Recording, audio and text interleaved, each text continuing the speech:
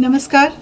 सरस्वती शिशु विद्या मंदिर के प्रांगण में हम सब उपस्थित हैं। आज हमारे बीच एक नया स्टूडियो बना है। बच्चों के सर्वांगीण विकास की दिशा में ये ऐसा कदम है जो आगे आने वाले वक्त में बहुत काम आएगा, आज के वक्त में बहुत काम आएगा।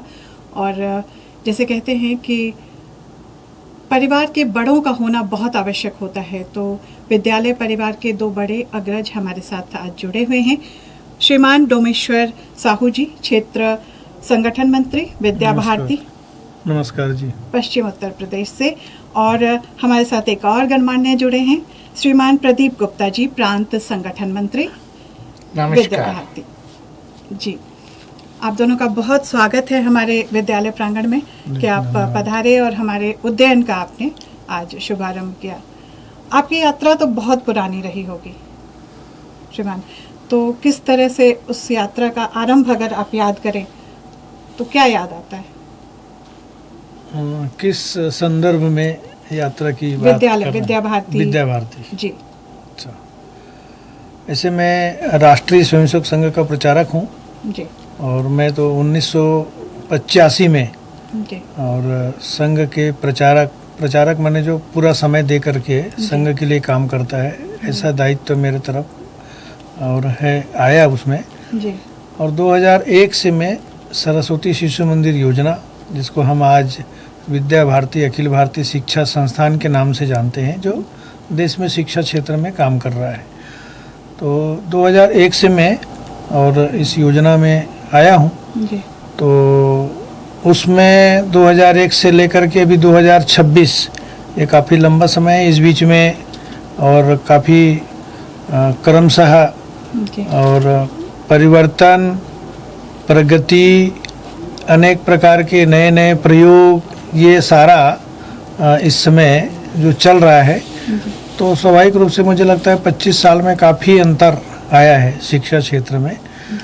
पहले जो विशेष रूप से अच्छे परीक्षा परिणाम के लिए ही केवल ध्यान दिया जाता था, आजकल इस परीक्षा परिणाम के अतिरिक्त ऐसे तो विद्या भारती में हम सर्वांगीण विकास की बात करते हैं। इसमें शरीर, मन, बुद्धि, आत्मा, ये सब के लिए हमारे आधारभूत विषय भी हैं और हम इस प्रकार से बच्चों के विकास के लिए पहले से ही काम कर रहे हैं। लेकिन इसके अतिरिक्त अभी जो स्किल का जो जमाना आया है, इसमें नए नए प्रकार के, जैसे हमारे समय में पहले कंप्यूटर नहीं हुआ करता था, अब कंप्यूटर एक आज की एक अनिवार्य शिक्षा का अंग हो गया है। उसी के माध्यम से ही और सारे एजुकेशन हो रहा है। तो ऐसे ही क्रमशः और इस ज्ञान के अतिरिक्त भी जीवन में हम कुछ ऐसे विशेष काम कर सकें जो अपने डिग्री के अतिरिक्त भी, और हम अपने आजीविका के लिए भी कह सकते हैं, अथवा हमारा जो कोई रुचि का जो विषय है। जी, बिल्कुल। कई बार हम आजीविका तो ठीक है, हम किसी प्रकार के अन्य प्रकार के नौकरी में रहते हैं या काम करते हैं, लेकिन हमारी रुचि ऐसी रहती है, उसके लिए अवसर नहीं मिल पाता है, तो फिर वो हम पूरा नहीं कर पाते हैं। तो आज जिस प्रकार के हमारे जो शिक्षा नीति में भी और वोकेशनल कोर्स को दिया हुआ है, इस कारण से भी हम ये कह सकते हैं कि ऐसे अवसर अब हमारे यहाँ भी आ रहे हैं। तो इसमें विद्या भारती भी अपने जितने भी विद्यालय चलते हैं, इसमें प्रयत्न करते हैं कि हम भी जो स्किल्ड के जो क्षेत्र है उसमें हम आगे बढ़ें। इसलिए बच्चों के कौशल विकास के दृष्टि से अनेक प्रकार के कार्यक्रम चल रहे हैं विद्या भारती के माध्यम से। केंद्र सरकार की नीति आयोग के माध्यम से भी, जैसे एक अटल टिंकरिंग लैब चलता है, तो हमारा अटल टिंकरिंग लैब एक प्रकार से नीति आयोग जो केंद्र सरकार ने जो नीति आयोग बनाया है, उस नीति आयोग के माध्यम से हमारे जो आज अध्ययनरत जो विद्यार्थी हैं, उनको अपने शिक्षा के अतिरिक्त इनोवेशन, माने हम कुछ नवाचार करके जी। और एक प्रकार से उनको विज्ञान के क्षेत्र में आगे बढ़ना, कुछ वैज्ञानिक उनकी रुचि जागृत हो। जैसे आजकल आप देखते होंगे टेली प्रिंटर्स हैं या ड्रोन बनाते हैं, रोबोट्स बनाते हैं, जी। ऐसे जो नए नए प्रकार के कोडिंग- सारे कोडिंग जो की भी- कोडिंग है, जी। ये सारा उसी के अंतर्गत आता है। जी। तो ऐसे हमारे पूरे देश भर में विद्या भारती के और 710 विद्यालय और इस समय वहाँ पर ATL और के लैब वहाँ पर हैं। जी। और हमारे यहाँ भी इसी यहीं नोएडा में ही भावराव देवराज सरस्वती विद्या मंदिर है, जी। जो इंटर कॉलेज चलता है हमारा। जी। और वहाँ पर पूरे जो हमारे जो पश्चिम उत्तर प्रदेश क्षेत्र हैं, जी।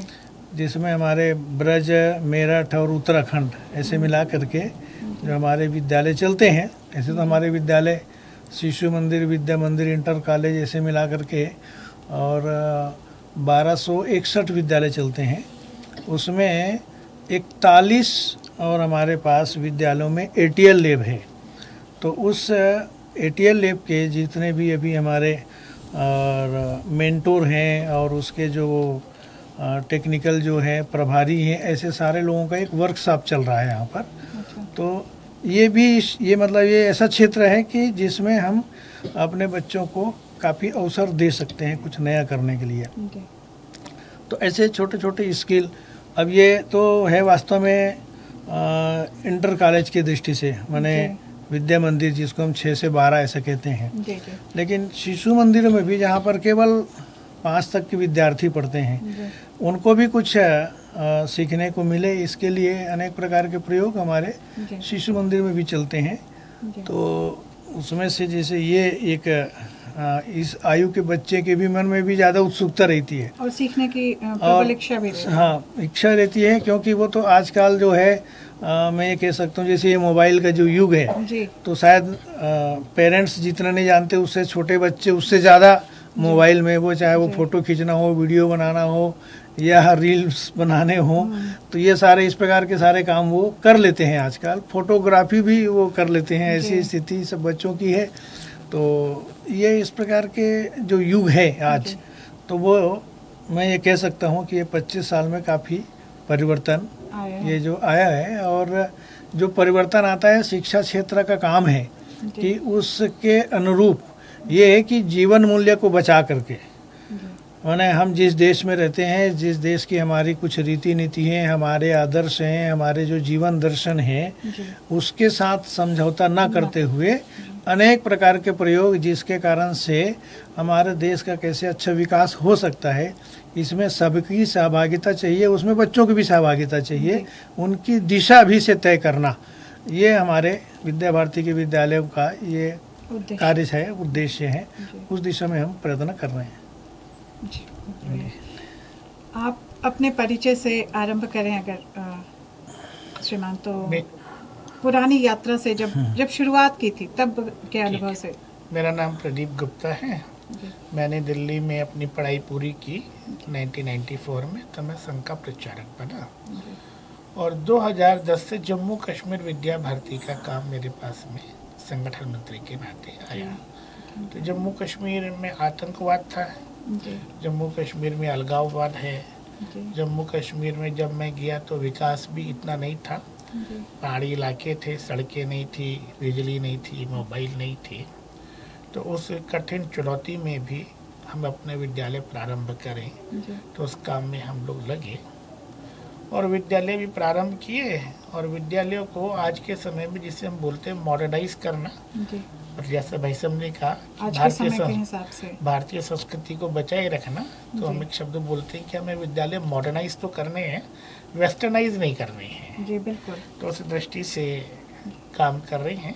जी। तो कुल मिलाकर के शिक्षा के क्षेत्र में अद्भुत और अभूतपूर्व क्रांति हुई है। जब हम पढ़ते थे, जैसे भाई साहब ने भी कहा, जी। कंप्यूटर नहीं थे, स्मार्ट बोर्ड नहीं थे, जी। ATL नहीं थी, कौशल विकास का भी काम नहीं था, जी। केवल पढ़ाई थी। तो उस समय डिग्री थी, नॉलेज नहीं थी। अब शिक्षा नीति आई है, जी। तो इसने कुछ परिवर्तन लाए हैं। और शिक्षा नीति में भी जो ड्राफ्ट बाकी सब संस्था संगठनों ने दिया, जी। तो सरकार को सबसे अच्छा ड्राफ्ट विद्या भारती का लगा। और लगभग 90% उसी ड्राफ्ट को भारत की सरकार ने शिक्षा नीति के रूप में जी और बनाया है, जिसकी 3-4 प्रमुख विशेषता हैं। एक तो ये सीखने पर जोर देता है, पढ़ाने पर नहीं। अच्छा दूसरा, ये छात्र केंद्रित है, जी अध्यापक केंद्रित की बजाय छात्र केंद्रित है। तीसरा है कि ये ज्ञान आधारित है, मार्क्स आधारित और सिलेबस आधारित नहीं जी, है। जी और चौथी बात है कि इसका जो न्यूक्लियस है, सेंटर है, वो भारत है, नहीं तो अभी तक विदेश बना हुआ था। मैं आपको एक एग्जांपल देता हूँ। जी आपने भी बचपन में एक पोयम पढ़ी होगी, हमने भी पढ़ी है, जी रेन रेन गो अवे। जी अब rain rain go away England में लिखी गई है। इंग्लैंड में क्यों लिखी गई? वहाँ मौसम हमेशा खराब रहता है, जी तो उनको ठीक मौसम चाहिए, इसलिए बारिश नहीं चाहिए, वो धूप निकलने पे खुशी मनाते खुशी मनाती है। और भारत कृषि प्रधान देश है, हैं बिल्कुल अब भारत में तो बारिश की आवश्यकता है, जी तो हमें उसको ऑर्गेनाइज करना है। हमें बोलना है रेन रेन कम अर्ली, जी कि हमें बिल्कुल क्यों जल्दी, हमें कि रेन तो चाहिए। आज जी। सब लोग रेन नहीं होगी तो कैसे करेंगे? हाँ तो रेन रेन कम अर्ली, तो इससे मिला करके है। तो ये विद्या भारती इस दिशा में अग्रसर है कि हमारे विद्यालयों को आज के समय के हिसाब से जी मॉडर्नाइज हो और भारतीय ज्ञान परंपरा के आधार पे चले, भारतीय संस्कृति के आधार पर चले। जी इसके लिए हम बहुत कार्यक्रम भी करते हैं।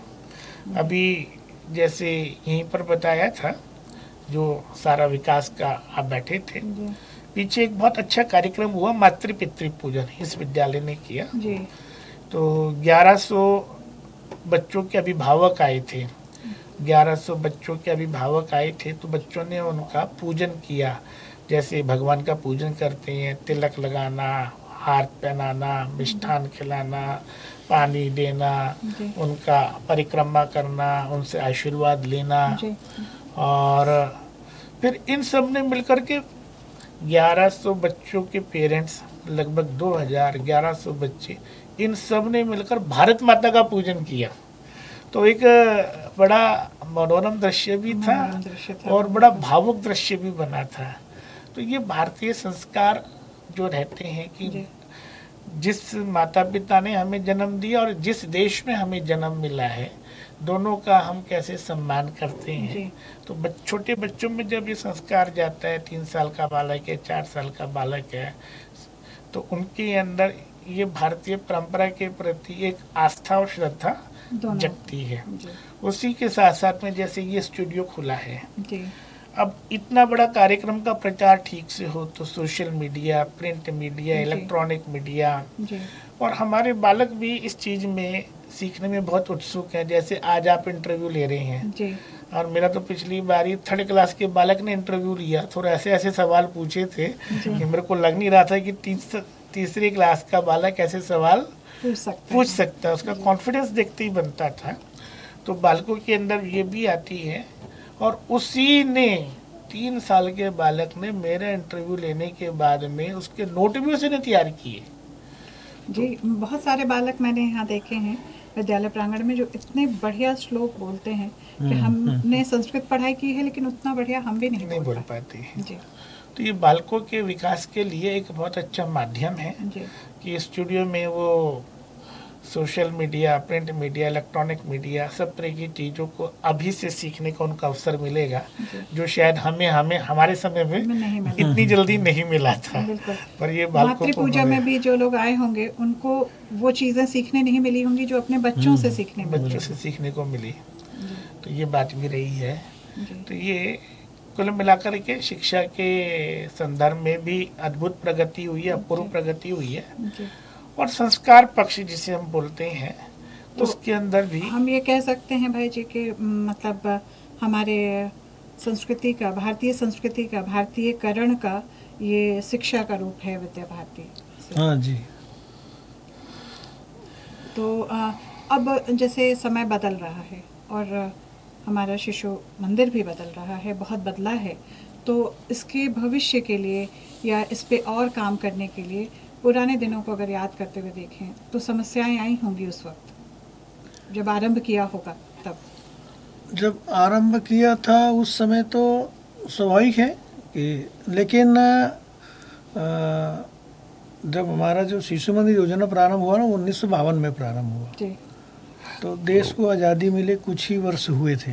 जी तो उस समय जो चूँकि हमारे प्रेरणा में राष्ट्रीय स्वयंसेवक संघ है जी जो 1925 में शुरू हो गया जी था, जी बिल्कुल और जो संघ के संस्थापक थे वो भी इसीलिए शुरू किया था जी कि स्वतंत्रता तो मिल जाएगी, जी लेकिन स्वतंत्रता के बाद हमारा देश कैसा होगा, जी हमारा देश का रोड मैप कैसे हो। तो उस समय के जैसे जो आंदोलनकारी थे, आंदोलन में लगे थे, जी वो सब लोगों को केवल यही लगता था अरे देश को आज़ादी मिल जाए, ये तो बाद में सोच लेंगे।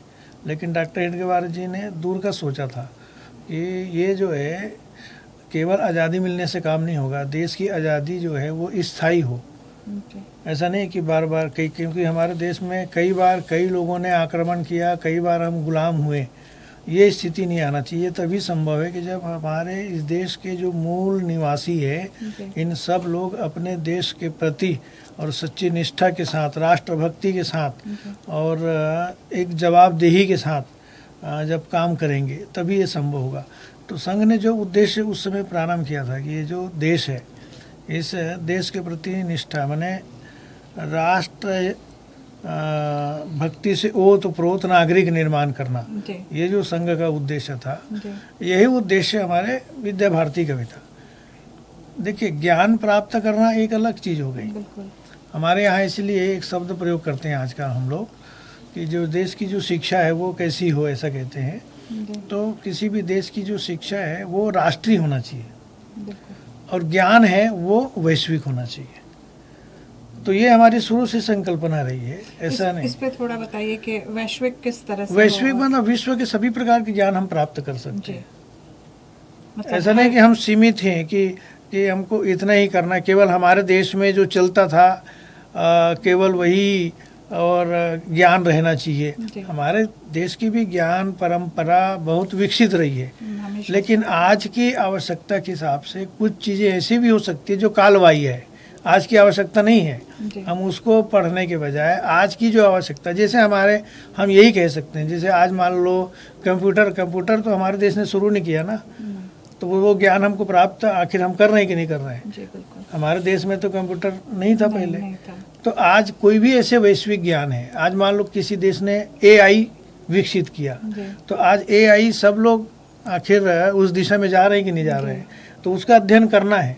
तो ऐसे ही वैश्विक ज्ञान का मतलब ये है कि विश्व के सब प्रकार के ज्ञान भी हमको होना ही चाहिए। होना चाहिए। शिक्षा राष्ट्रहित में होना चाहिए, इसका मतलब वो राष्ट्रीय होना चाहिए। इसका मतलब ये है कि राष्ट्र के साथ हम कोई समझौता नहीं करेंगे। बिल्कुल माने ऐसी शिक्षा भी नहीं चाहिए जिसके कारण से हमारे देश की संस्कृति, हमारे देश के महापुरुष, हमारे देश की इतिहास उसको कोई तोड़ मरोड़ करके प्रस्तुत करें, तो ये ठीक नहीं है। ये सही इतिहास भी हमको बताना चाहिए। जी जी देश के साथ प्रेम करने वाला नागरिक निर्माण होना ही चाहिए। नहीं तो अभी जो कई वर्षों तक जो हमारे देश की जो शिक्षा नीति रही है, जी चूँकि अंग्रेजों के बनाई हुई शिक्षा नीति रही है, सामान्य तौर पर मैकाले की शिक्षा पद्धति ऐसा एक शब्द प्रयोग करते हैं। तो मैकाले तो अंग्रेज था वो, जी तो वो थोड़ी चाहते थे कि इस देश में कोई राष्ट्रभक्त निर्मित हो। जी स्वाभाविक वो नहीं चाहता था। वो तो भारत माता की जय या वंदे मातरम कहने वालों को कोड़े बरसाते थे या उनको सजा दी जाती थी। जी।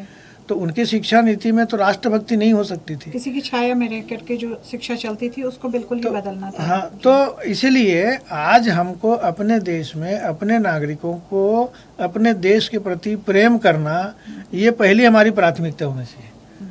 तो इसलिए शिक्षा नीति राष्ट्रीय होना चाहिए, भारतीय होना चाहिए। इस बार इसीलिए जो शब्द प्रयोग किया है, जो अभी NAP 2020 आया है उसमें, कि ये भारत केंद्रित शिक्षा।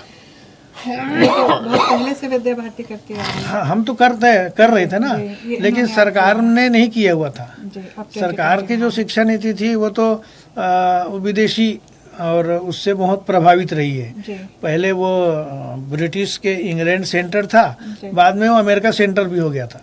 जी अमेरिका सेंटर इसलिए कि किस प्रकार के विद्यालय को टिप टाप रखना, ये करना वो करना, तो ये एक बाजारीकरण, जो शिक्षा का जो बाजारीकरण हुआ, इसलिए बड़े बड़े लोग जो है बड़े बड़े पब्लिक स्कूल चलाना, पैसा कमाना, ये जो स्वभाव हुआ। हमारे देश में क्या है, शिक्षा को एक शिक्षा दान ऐसा शब्द प्रयोग किया जाता था, है ना।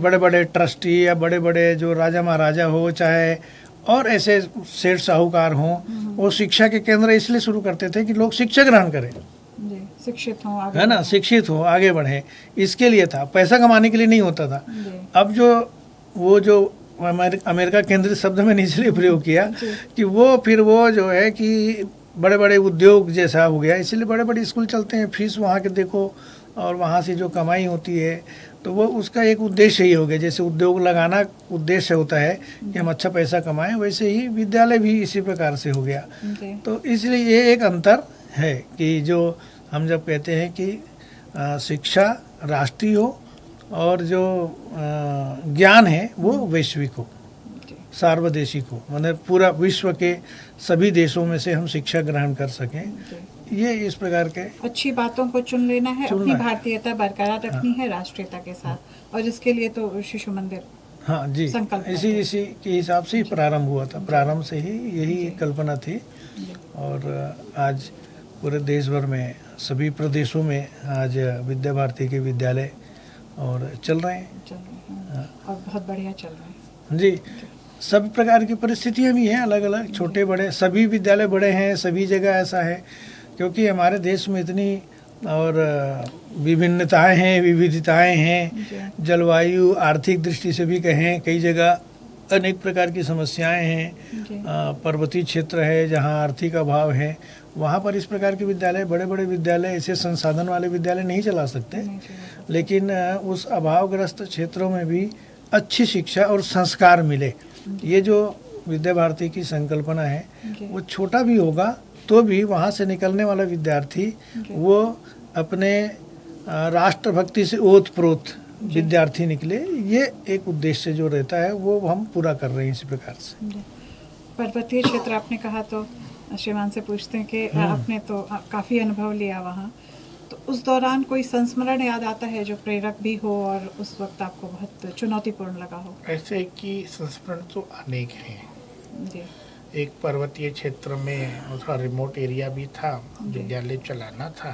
जी, और विद्यालय के लिए समाज से सहयोग लेके धन का सहयोग भी, भूमि मिल गई थी, जी, पर जितना सहयोग मिलना चाहिए था समाज से, जी, क्योंकि इतना समाज के पास था भी नहीं, जी, तो कठिनाई आ रही थी। जी, तो उस विद्यालय समिति के अध्यक्ष और उस विद्यालय के प्रधानाचार्य दोनों ने विद्यालय में धन की आवश्यकता पूरी हो जाए, अपने मकान बेच दिए, कितना बड़ा। और मकान बेच दिए और उस धन से फिर विद्यालय का निर्माण किया। जी, वो विद्यालय आज भी, अभी वहाँ सड़क नहीं पहुँची है, हम्म, सड़क से लगभग 35 किलोमीटर ऊपर है, 2 दिन जाने में लगते हैं। जी, अब सड़क का काम लगा है तो 4-5-6 किलोमीटर सड़क बनी है। जी, ये भी अपने आप में एक बड़ी चुनौती है कि वहाँ तक बच्चे पहुँच तो पाएं। बच्चे आसपास के गांवों से आते हैं, पैदल आते हैं, तो इसलिए बच्चा थोड़ी बड़ी उम्र में आता है, क्योंकि वो अपने घर से पैदल चल के विद्यालय तक पहुंच जी, जाए। बिल्कुल छोटे तो बच्चे जैसे हैं। यहाँ 3 साल का बच्चा स्कूल आता है तो वो आमतौर पे 5 साल 6 साल का बच्चा, आ पाता है। इसलिए वो पढ़ाई में भी फिर जो यहाँ पे 14-15 साल का बालक 10वीं में करता है, वहाँ पे वो 17 साल 18 साल की उम्र में 10वीं पास कर पाता है, क्योंकि वो देर से अब पढ़े। धीरे धीरे वहाँ पे विकास की बयार आई है, सड़कें बनी हैं, बिजली आई है, मोबाइल आए हैं। जी, और पर्वतीय क्षेत्र में तो सरकार ने अब बहुत अच्छे ढंग से विकास कर रहे हैं, जी, सुदूर क्षेत्रों में भी। तो कठिनाइयाँ तो कम हुई हैं, कठिनाइयाँ लगातार कम हो रही हैं, जी, परंतु जैसे ये हिली एरिया, जैसे पर्वतीय क्षेत्र हैं, Okay. ट्राइबल्स हैं, वनवासी क्षेत्र हैं, बॉर्डर के एरियाज है, रूरल क्षेत्र है, ग्रामीण है, जहाँ पर अभी भी लोगों का जो मुख्य आय का साधन कृषि है या मजदूरी है, जी, वहाँ पे हम लोग विद्यालय चलाते हैं। तो वहाँ विद्यालय चलाने में आमतौर पे कठिनाइयाँ आती हैं, जी, क्योंकि सरकार से तो हमें कोई सहयोग नहीं लेते, तो समाज के सहयोग से विद्यालय चलाते हैं। जी, तो वहाँ पे जो बालक आते हैं वो सामान्य ट्यूशन फीस भी नहीं दे पाते हैं, तो आचार्यों का मानधन निकलना भी कई बार कठिन हो जाता है। उनको हम जो देते हैं जी, कहीं ना कहीं से उनकी आवश्यकताओं की पूर्ति भी करते हैं। जी, फिर विद्यालय में आज के समय के संसाधन जुटाना वो भी रखते हैं, कठिन है। परंतु विद्यालय चलाना जरूरी है, क्योंकि विद्यालय चलाने के पीछे, जैसे आपने एक बात पूछी थी शिक्षा, जी, तो आज़ादी के बाद में ये सोचा गया था कि अंग्रेजी शिक्षा को बदल के हम भारतीय शिक्षा केंद्रित करेंगे, परंतु किसी भी देश का आधार वहाँ की शिक्षा होती है, और भारत में सबसे ज़्यादा दुर्दशा किसी चीज़ की हुई तो शिक्षा की हुई। शिक्षा के लिए सरकार का एक ही उद्देश्य था कि उनकी लिटरेसी यानी रेट बढ़ाना। लिटरेसी रेट कैसे बढ़े, जी नॉलेज आ रही है कि नहीं आ रही है वो नहीं है, और प्राइवेट सेक्टर का था कि हम इससे पैसा कैसे कमाएं। तो वो दो विषयों को लेकर के काम चल रहे थे, जी जबकि शिक्षा का उद्देश्य तो सर्वांगीण विकास होता है। जी अब सर्वांगीण विकास की कंसेप्ट सबको समझ में नहीं आता है। आप अखबारों में पढ़ते हैं एमबीबीएस कर रहा बालक, आईआईटी कर रहा बालक, आईआईएम कर रहा बालक, जी आप उसमें एडमिशन लेना बड़ा कठिन होता है, परंतु कोई भी प्रॉब्लम आती है वो एक नोट लिखता है और सुसाइड कर लेता है। अरे ये तो बहुत ही ये दुखद तो अखबारों में पढ़ते ही रहती है ना। जी, जी, जी। आज ही अखबार में आया नीट के एक स्टूडेंट ने सुसाइड कर लिया। जी अब मेंटली वो स्ट्रांग है, फिजिकली जिम जाता है वो स्ट्रांग है, लेकिन वो इमोशनली और साइकोलॉजिकली बड़ा वीक है, जी क्योंकि वो जीवन में जो भी चुनौती आती है उसको झेल नहीं पाते, जरा सी भी चुनौती को झेल नहीं पाते, जी फेलियरिटी को एक्सेप्ट नहीं कर पाते हैं। जी तो हमने ये तो सबको सिखाया है how to live in success, how to live in comfort, but ये नहीं सिखाया कि how to live in failurity, how to face the challenges of the जी। लाइफ। ये जब बालक सीखता है तो इसे बोलते हैं कि बालक परिपक्व है, वो मैच्योर्ड है, उसका पूरा विकास हुआ है, उसके मन का भी विकास है, बुद्धि का भी विकास है, उसकी भावनाओं का भी विकास हुआ है। जो हम सर्वांगीण कहते विकास हैं की बात उसमें वो कहते भी हैं, आता उसके है। अंदर वो सब बातें भी आती हैं कि हमें किसी भी विपरीत परिस्थिति में घबराना नहीं है, जी उसका चुनौती स्वीकार कर हमने उसका सामना करना है। जी बिल्कुल तो ये भी शिक्षा के अंदर विद्या भारती ने एक कंसेप्ट डेवलप किया है बालक के सर्वांगीण विकास का।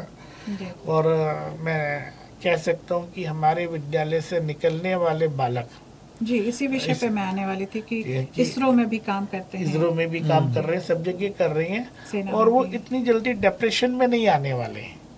और इस समय हमारे विद्यालय से निकले हुए बालक, जिसको हम पूर्व छात्र बोलते हैं, एल्यूमनाई बोलते हैं, जी तो लगभग 90 देशों में वो वहाँ पर रह रहे हैं और काम कर रहे हैं। जी और अभी तक 4-5 साल पहले हार्वर्ड यूनिवर्सिटी का एल्यूमनाई पोर्टल 3.5 लाख लोग उसमें रजिस्टर्ड थे, जी वो वर्ल्ड का नंबर 1 पोर्टल माना जाता था। तो विद्या भारती के कार्यकर्ताओं के ध्यान में आया, उन्होंने अपना पोर्टल बनाया, जी और आज वहाँ 11.25 लाख पूर्व छात्र रजिस्टर्ड हैं। जी तो यानी हार्वर्ड यूनिवर्सिटी का जो पोर्टल है उससे लगभग 3-3.25 गुना ज़्यादा विद्या भारती का पोर्टल अब वर्ल्ड में नंबर 1 बन गया है। जी तो वैसे विद्या भारती की उपलब्धियां मैं अगर बताऊं तो 4-5-6 उपलब्धियां तो ऐसी है जो अभी तक किसी शैक्षिक संस्थान ने सोची भी नहीं है। जी उन्हीं में से एक उपलब्धि है श्रेष्ठ संतान को कैसे जन्म दें।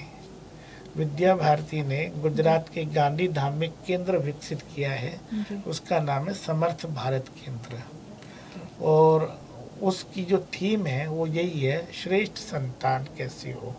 उसके ऊपर 5 पुस्तकों का निर्माण भी किया है, यहाँ पर भी देखने को मिल जाएगी। जी पहली पुस्तक है नव दंपति का शिक्षण, जी दूसरी पुस्तक है गर्भवती माता का शिक्षण, जी तीसरी पुस्तक है 0 से 1 वर्ष के बालक का लालन पालन कैसे हो, जी चौथी पुस्तक है 1 से 3 वर्ष के बालक का लालन पालन कैसे हो, और 5वीं पुस्तक है 3 से 5 वर्ष के बालक का लालन पालन कैसे हो। कैसे तो ये सोच विद्या भारती ने विकसित की है।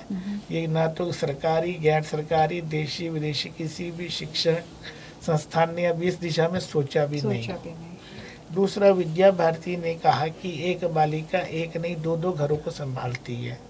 उसको हम बाकी सब्जेक्ट नॉलेज तो देते हैं, Hindi, English, math, science, social study, परंतु एक बालिका के अंदर जो नैसर्गिक गुण होते हैं, जो एक उसके अंदर अपना नेचुरल टैलेंट्स होता है, उसको डेवलप करने का कहीं पर भी नहीं है, मौका नहीं देते। कोई भी पद्धति नहीं है, व्यवस्था ही नहीं है। जी तो विद्या भारती ने बाकायदा बालिका शिक्षा पे बहुत जोर दिया है। जी उसके लिए अलग से एक सिलेबस निकाला है, पुस्तक तैयार की है, जी क्लास अनुसार उसके लिए सिलेबस तैयार किया है, जी और ये अपेक्षा की है कि प्रत्येक विद्यालय में एक बालिका कक्ष हो और एक सीनियर महिला टीचर उसकी प्रमुख हो, जो बालिका को इस तरह से काउंसलिंग करे कि वो इतनी मैच्योर्ड हो कि 2 घरों को संभाल सके, जी, परिस्थितियों से परिस्थितियों के सामना कर सके और क्रिएटिव इनोवेटिव भी, ठीक है ना। परिस्थिति हमेशा खराब हो ऐसा तो मैं नहीं मानता, परंतु उसके अंदर वो एक पद्धति रहती है, तो वो भी एक विद्या भारती ने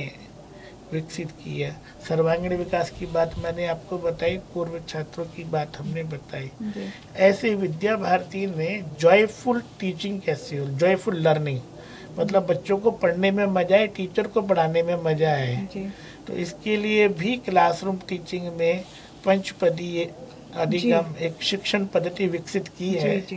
वो भी विद्या भारती का एक अभिनव प्रयोग है जो अभी तक किसी भी पंचपद क्या क्या है उनको बताएंगे। पंचपद में जो पहला पाठ है अदिति, अदिति का मतलब है कि बालक जो जानता है वहां से शुरुआत करना और जो नहीं जानता उस लेसन में उसे वहां तक लेकर आना। ये दूसरा पार्ट है बोध का, कि जो लेसन है फिर बालक समझ ले। तीसरा पार्ट है अभ्यास का, तो बालक को क्वेश्चन आंसर है लर्निंग के लिए देते हैं, मॉरल ऑरली पूछा जाता है, तो वो अभ्यास है। चौथा है कि प्रयोग, उसमें एक्टिविटीज क्या क्या हो सकती हैं वो चीज बालक, उसे नाम दिया प्रयोग। और पांचवा दिया प्रसार, कि बालक ने जो सीखा है वो दूसरे को बता सकता है, डिलीवर कर सकता है, या उसके अंदर अपनी नॉलेज को इनहेंस कर सकता है। जो उसने पढ़ा है किताब में तो लिमिटेड लेसन होगा, तो उसको इनहेंस भी करना और दूसरे को डिलीवर भी करना, तो उसे प्रसार बोलते हैं। तो ऐसे ये 5 और इसकी विशेषता क्या है, ये नर्सरी क्लास से लेकर PhD तक अप्लीकेबल है। इसके अंदर ये टीचिंग बेस्ड नहीं है, लर्निंग बेस्ड है, और ये चाइल्ड सेंट्रिक है, बच्चे को केंद्रित करके है। और इसकी मूल बात क्या है, बड़ी बात क्या है कि इसमें इतनी फ्लेक्सिबिलिटी कि आप इसमें कुछ भी जोड़ सकती हो। तो ये पंचपदी का ये विषय रहता है। ये बहुत सुंदर है पंचपदी, बहुत सुंदर। इतने दिनों के अनुभव में और इतने दिनों की यात्रा में अब जो भविष्य आ रहा है, आने वाला जो वक्त है, उसके लिए बच्चों को तैयार करने के लिए आप दोनों की तरफ से बारी बारी से सुझाव क्या होंगे?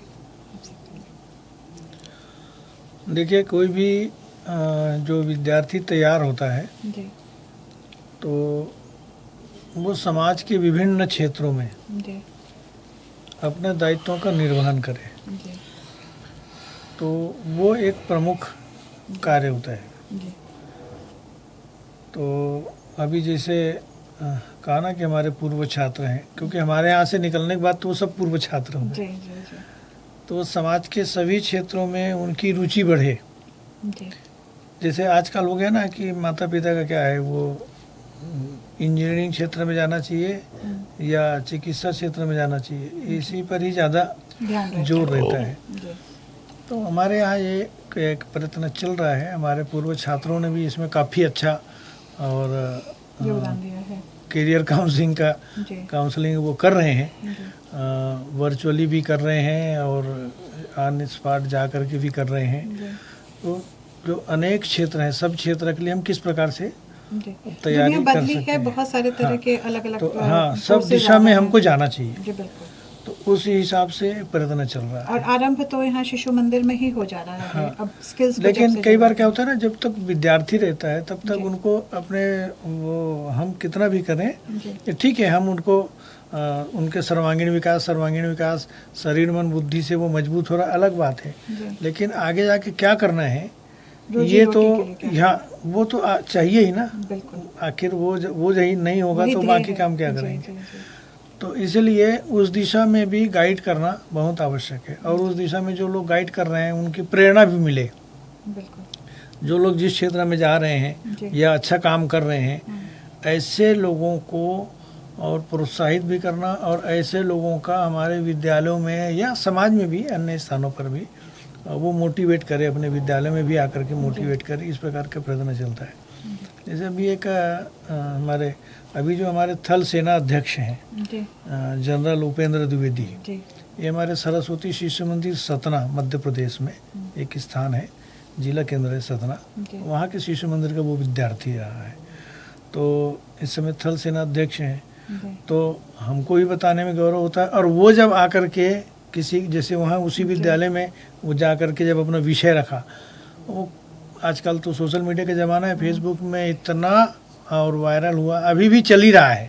जबकि वो पिछले नवंबर की बात है, उनके यहाँ एक कार्यक्रम हुआ था, उसमें वो गए ध्यान थे, से सुनते भी हैं। और थल सेना अध्यक्ष का एक हाँ, तो ऐसे अनेक सारे लोग हैं जो लोग करते हैं। तो ऐसे लोगों को भी उनके माध्यम से और एक प्रेरणा देना। अभी जो गलवान घाटी में भी जो एक हमारे बिहार का था, वो क्या नाम था उनका, दिमाग से निकल रहा है, तो वो था आज वही था हमारा, हाँ आर्मी, हाँ, तो वो भी था, वो बिहार का हमारा पूर्व छात्र था। तो ऐसे टक्कर ली थी हाँ, वो चाइना के साथ जो हुआ था। तो ऐसे अनेक सारे जो लोग हैं जो काम कर रहे हैं, तो ऐसे लोगों की प्रेरणा हमारे विद्यार्थियों को मिले। और दूसरी बात क्या है, ये जो भी बात आई ना कि पूर्व छात्रों को केवल संख्या के लिए हम नहीं कर रहे हैं, ये तो एक पोर्टल बना है, एलुमनाई पोर्टल, जिसमें मान लो अभी 11-11.25 लाख के नाम है। लेकिन हमारे पूर्व छात्रों की जो संख्या है वो शायद 1952 से लेकर के अभी तक और 40-50 लाख से कम नहीं होंगे। ये तो पोर्टल है जिसमें पंजीकृत हुए केवल उसकी संख्या है। लेकिन इस पोर्टल बनाने का उद्देश्य ये था कि हम अपने, क्योंकि देखो विद्यार्थी निकलने के बाद वो अपने काम धंधे में, व्यवसाय में लग जाता है, कोई भी व्यवसाय में व्यस्त हो जाता है। उसको जोड़े रखना कि भाई आपने जो यहाँ सीखा है उस हिसाब से, और जो वैचारिक जो विषय है देश के लिए, समाज के लिए कुछ करने का, वो उनके मन में हमेशा वो जागृत रहे। इसके लिए उसको हम कुछ संदेश दे सकते हैं। जो ज्योति आपने जलाई है वो जलती रहे, तो ये जो है ना एलुमनाई पोर्टल का भी उद्देश्य यही है कि ताकि उसके माध्यम से हम उनको मैसेज करते रहें। उनकी और बैठकें होती रहती है, उनके सम्मेलन होते रहते हैं, वो लोग अनेक प्रकार के काम कर रहे हैं इस समय। जैसे अभी इसी मेरठ प्रांत ने शुरू किया था एक ब्लड बैंक, इन लोगों ने ब्लड का वो ग्रुप बनाया, रक्त प्रवाह के नाम से।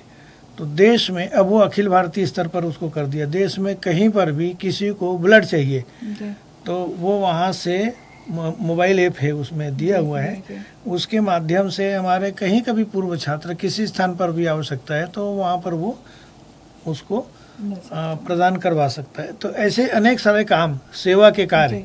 ऑडियो बुक भी संस्था से विद्या भारती की पुस्तकों को भी ऑडियो बुक में बदलता है बिहार के कुछ बच्चों ने, सरस्वती। हाँ, ऐसे अनेक सारे काम चल रहे हैं। साहित्य निर्माण भी अच्छा चलता है, पत्र पत्रिकाएं निकलती हैं हमारे इसके माध्यम से भी। और बच्चों के मन में जैसे उनके लिखने का स्वभाव हो, कुछ ये इस प्रकार की पत्रिका निकालते हैं। जैसे विद्यालय में पत्रिकाएं निकलते हैं, हस्तलिखित पत्रिका निकालते हैं, उसमें दोनों काम होता है। हस्तलिखित पत्रिका क्लासरूम के हिसाब से भी निकालते हैं, तो हैंड राइटिंग भी ठीक हो जाती है।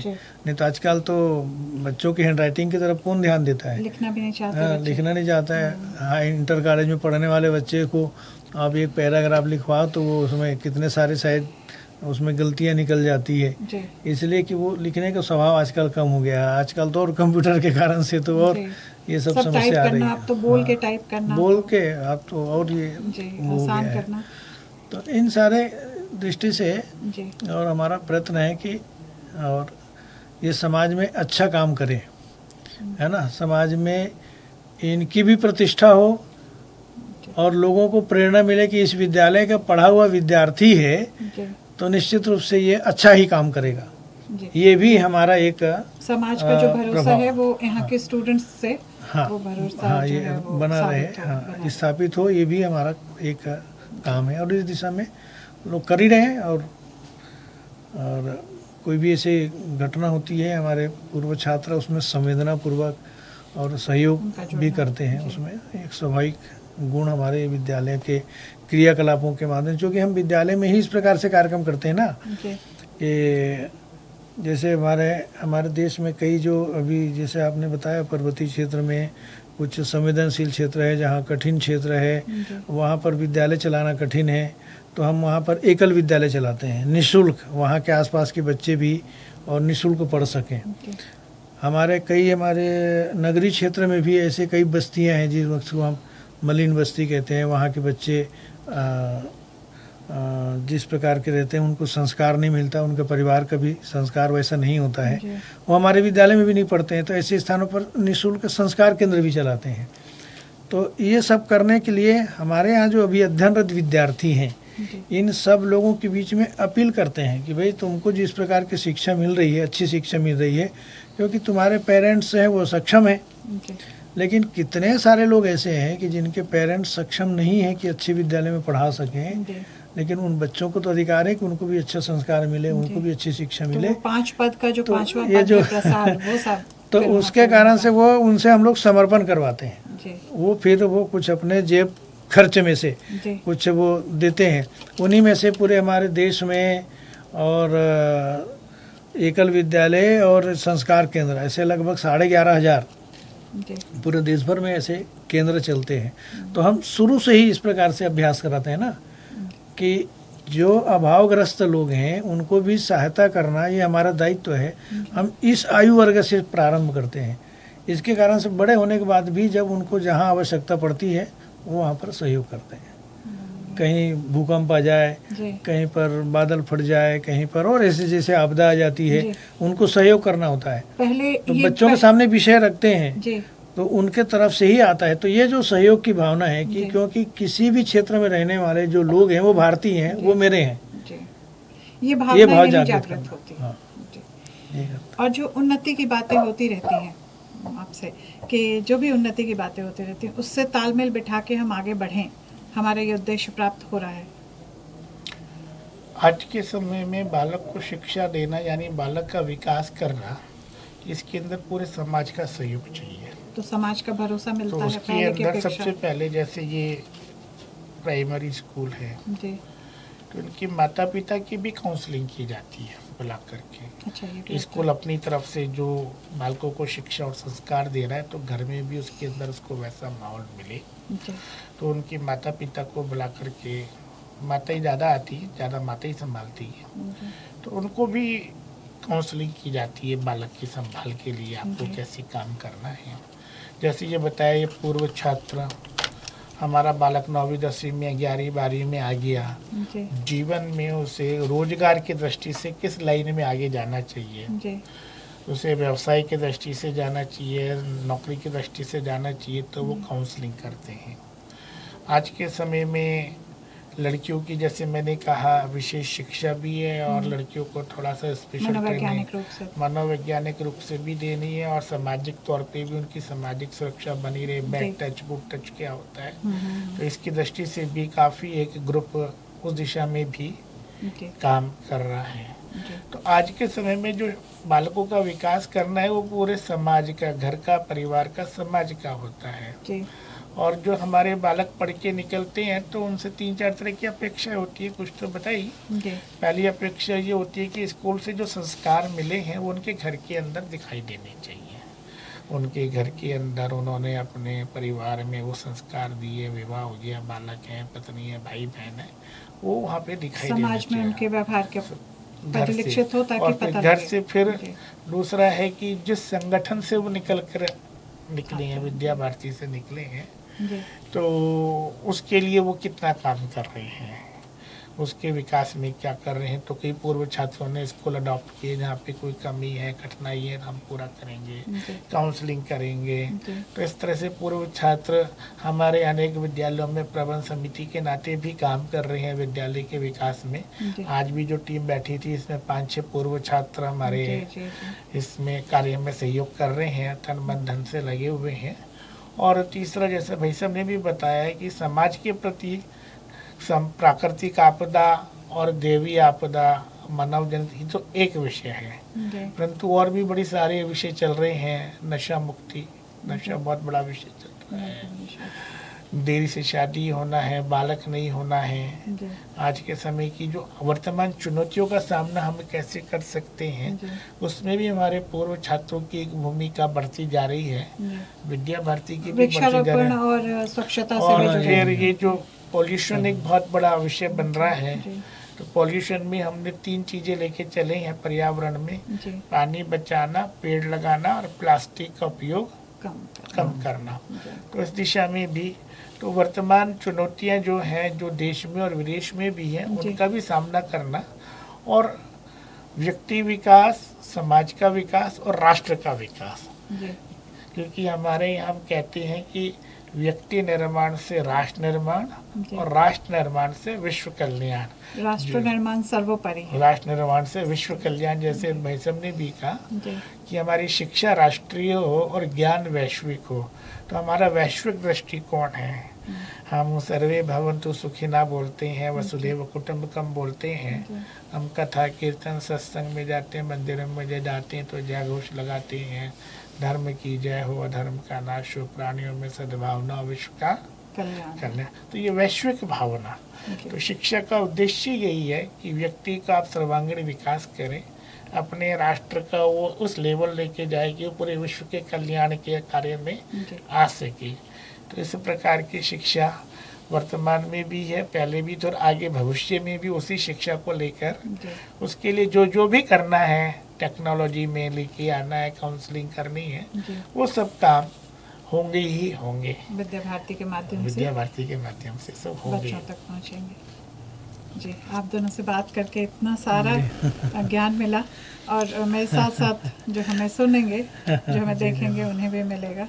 बहुत आपका भी बहुत धन्यवाद। नमस्कार। चले हम एक फोटो आप लोगों के साथ, मेरी नहीं।